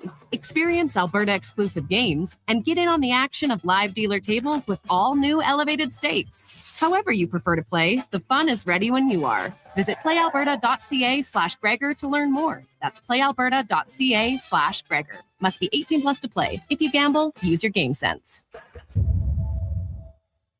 Hurry in for hot summer savings at Wolf GMC Buick. Take advantage of 0% purchase financing for up to 72 months on select new 2026 GMC Sierra 1500 pickups. 0% purchase financing for 36 months on select new 2026 Sierra 2500 Denali and Denali Ultimate models. Plus, huge cash savings on GMC Sierra heavy-duty trucks. And ask about the $1,000 truck trade-in bonus and low-rate lease offers. Wolf GMC Buick. We're making it easy. WolfGMCBuick.com. Expand your brand with Fusion Promo Marketing. Fusion is your trusted partner for all things branded merch and apparel.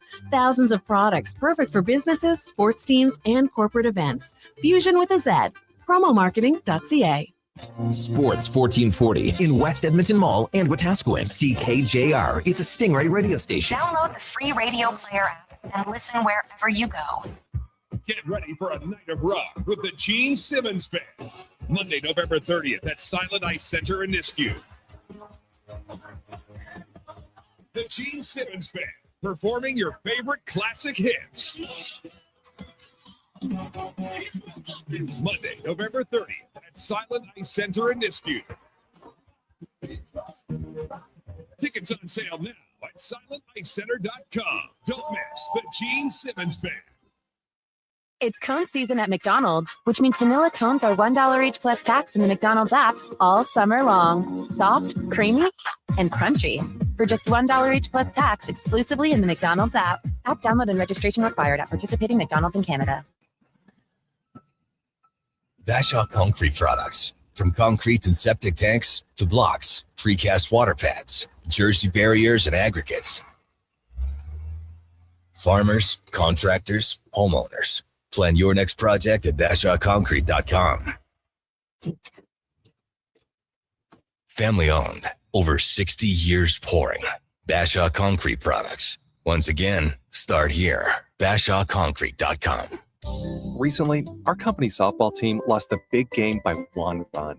Then Dale tried to console us with the quote, "Winning isn't everything." Well, Dale and I are very different. I get early payout from Bet365. If my team goes up big, I get paid out instantly, even if they blow the lead later. Sound familiar, Dale? Thanks, Bet365. If gambling is affecting your mental health or well-being, 211 Alberta is here to help. Call or text 211 or visit ab.211.ca. 18 plus only. T's and C's apply. Went from Mr. 305 to Mr. The Lowdown with Lowetide on Sports 1440. Can you fit Sports Encyclopedia on a business card? Presented by Wolf GMC Buick. We're making it easy. WolfGMCBuick.com.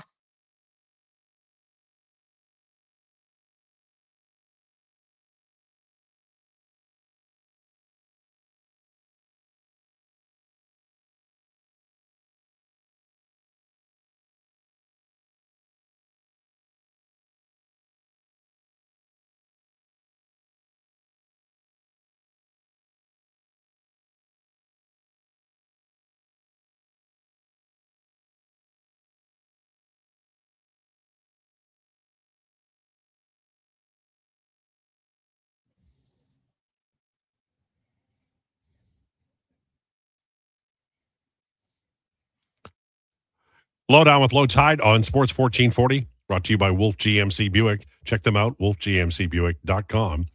146. Our headliner of the day today was Steve Lansky. Headliner of the day on the show, brought to you by Faber. A debt holding you back? Let Faber's licensed insolvency trustees help you tackle your debt. Book your free consultation at faber.ca or call 1-877-944-1177. That's 877-944-1177. Wanted to pass this along because it was the subject today of quite a bit of our conversation. And I just wanted to give you an update. Tarek Skubal is likely to be traded by the Detroit Tigers between now and Monday at the MLB trade deadline.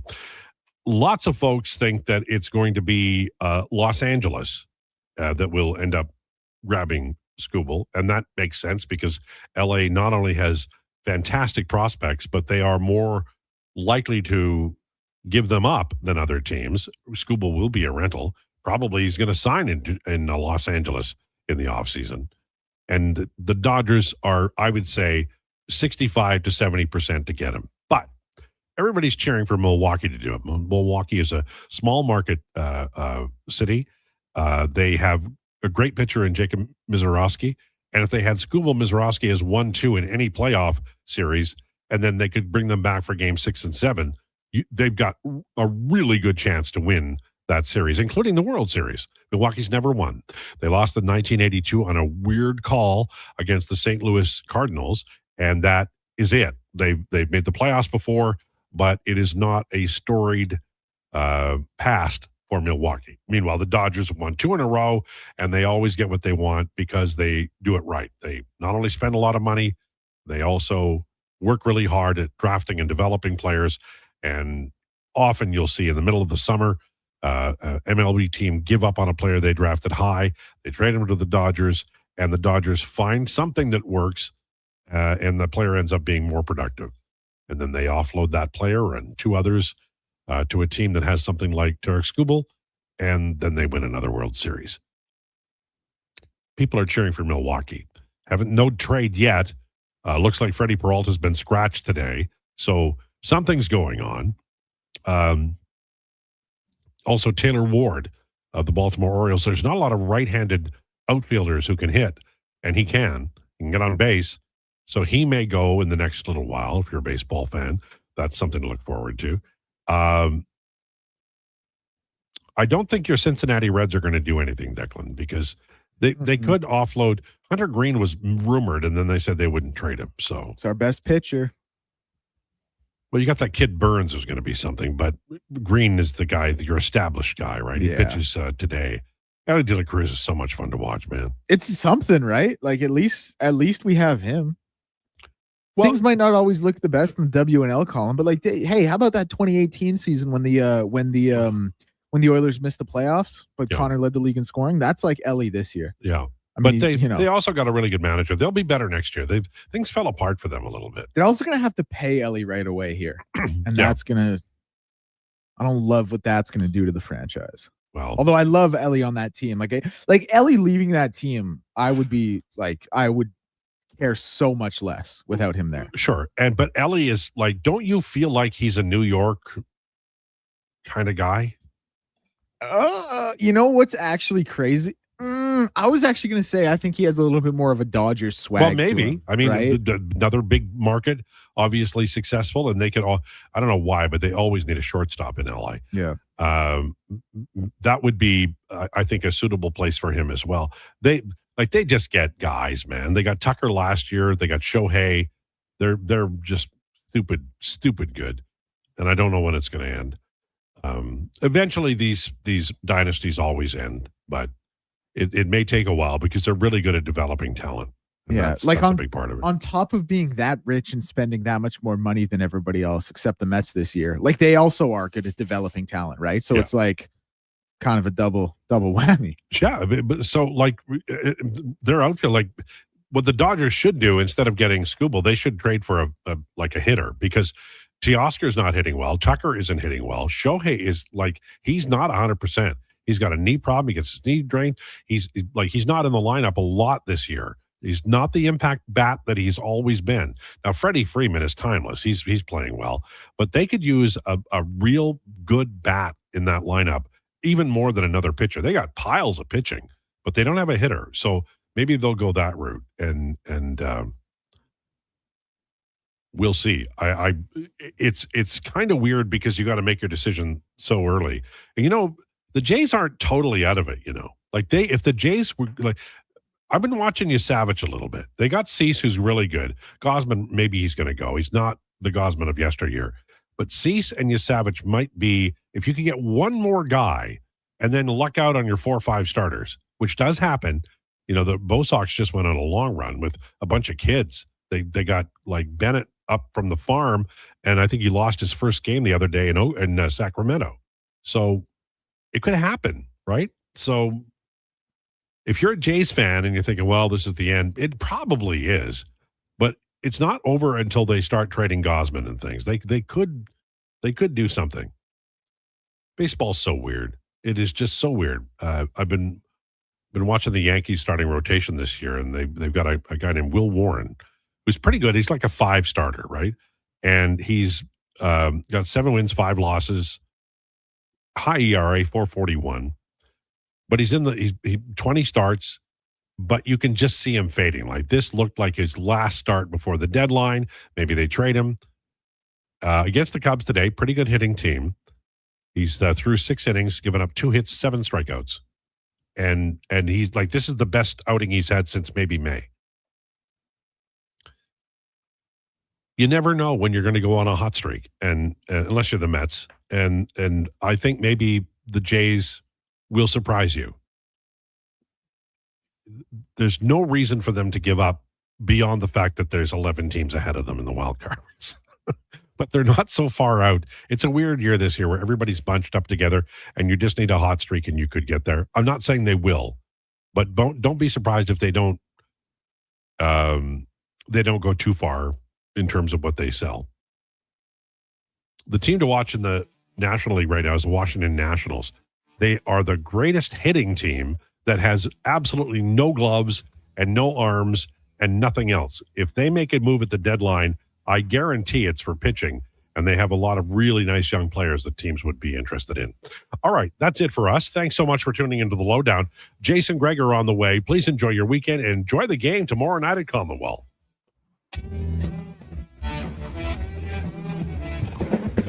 This is a Sports 1440 update. Brought to you by Sean Cunningham of Remax Real Estate. For your next move in the Edmonton or area, you can call or text Sean directly at 780-265-0165. Yankees up on the Cubs 2-0 in the middle of the seventh. Pirates and Reds will be up at 4:10, and the Phillies and the Orioles at 5:05. Then it's the Jays playing host to the Cards at 5:07. Dylan Cease on the bump in that one. And the Edmonton Riverhawks are out in Kelowna at 7:35. CFL Week 9 action rolling on tonight. Montreal in Ottawa, 5:30 kickoff for that one. Edmonton will be in action against the Rough Riders at Commonwealth on Saturday at 5. Joseph Cooper coming into the lineup at right guard. Cam Carter, the departure. Other news in the sporting world, Tony Romo has been placed on leave by CBS Sports following his arrest. Well, the Pittsburgh Penguins have re-signed Novak to a 3-year, $13.95 million contract extension, and the LA Dodgers will be resting Shohei Ohtani amid lingering left knee soreness. I'm Declan Krueger. This has been a Sports 1440 update.